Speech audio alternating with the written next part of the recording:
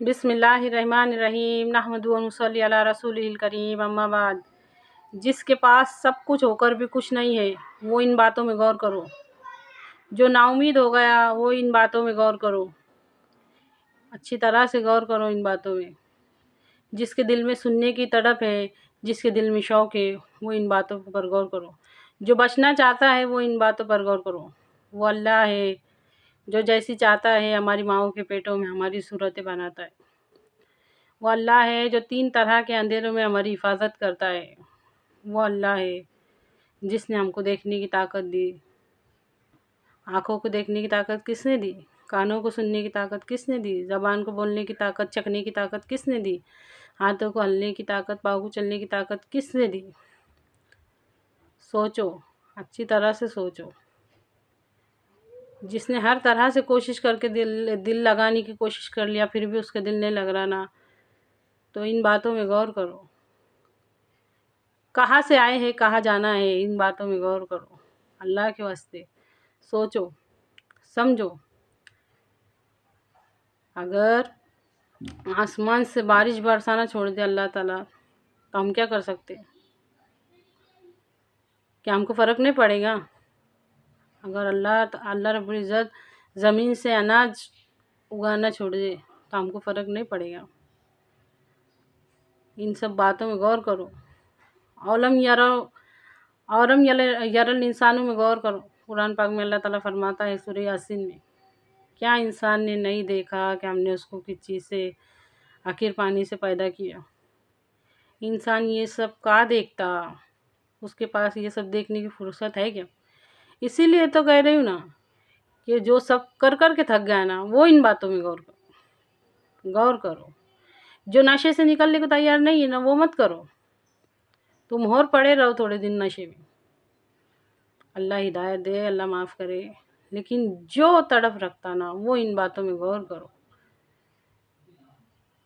حضرت ابراہیم علیہ السلام نے ایک مرتبہ اللہ تعالیٰ سے درخواست کی، اللہ میں یہ دیکھنا چاہتا ہوں کہ آپ مردوں کو زندہ کیسے کریں گے؟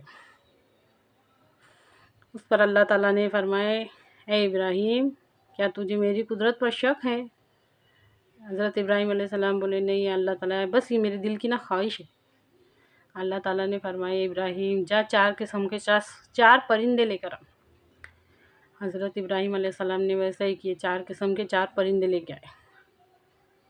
اس کے بعد اللہ تعالیٰ نے حکم دیے کہ اب تو ان کو ذبح کر لے، اور ان ذبح کیے ہوئے پورے ٹکڑوں کو آپس میں ملا لے۔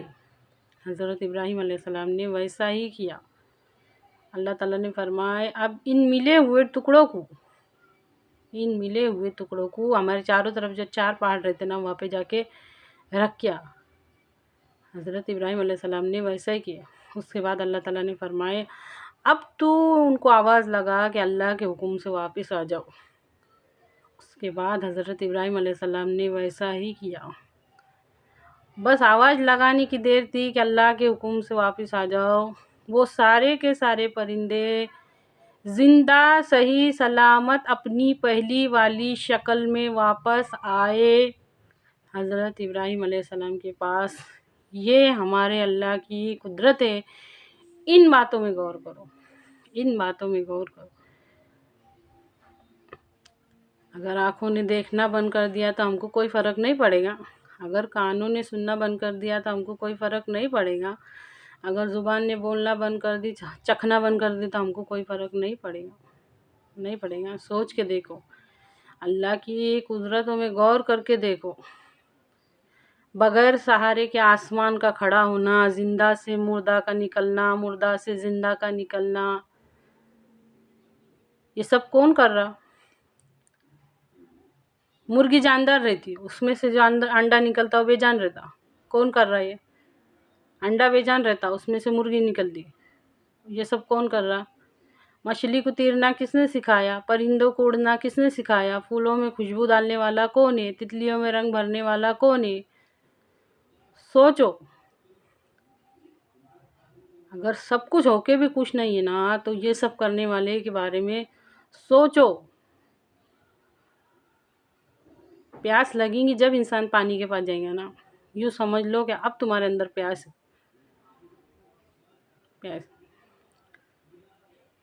اسی اللہ نے ہمارے ہدایت کے واسطے قرآن نازل کیا، اسی اللہ نے ہمارے ہدایت کے واسطے رسول بھیجے جو ہم کو اللہ تعالیٰ کی آیتیں پڑھ پڑھ کے سناتے اور ہمارے نفس کا تزکیہ کرتے۔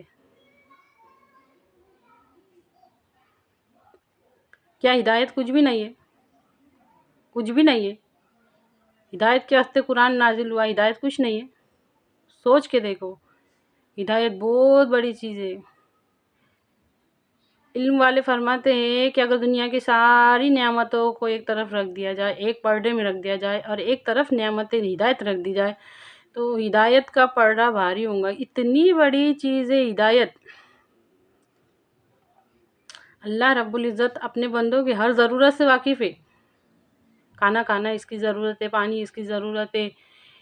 عام رکھی لی اللہ تعالیٰ نے کثرت سے موجود ہے، کثرت سے موجود ہے۔ ہوا اس کی ضرورت ہے، عام ہے۔ پانی، ہر چیز عام ہے۔ اسی طرح اللہ تعالیٰ نے ہدایت بھی عام رکھی لی ہے۔ ہر گھر میں قرآن موجود ہے، ہر گھر میں حدیث موجود ہے تاکہ میرا بندہ ہدایت حاصل کرے، اور بندے کو اس کی ضرورت نہیں ہو۔ بڑے افسوس کی بات ہے کہ بندے کو ضرورت نہیں ہے۔ اچھی طرح سے سمجھیے اس بات کو،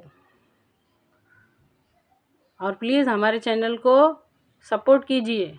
جہاں جہاں تک آپ لوگوں کی جان پہچان ہے اس کو پھیلائیے، کیونکہ ہزاروں لوگوں تک یہ دعوت پہنچے، میرے دل کی یہ تمنا ہے۔ اور اس کا ذریعہ بس یہ یوٹیوب ہے، اس میں بار بار چینج ہوتے رہتا ہے۔ 1-2 دن چالو رہے گا نا، 4 دن بند ہو جا رہا ہوں۔ مجھے آپ لوگوں کے سپورٹ کی ضرورت ہے،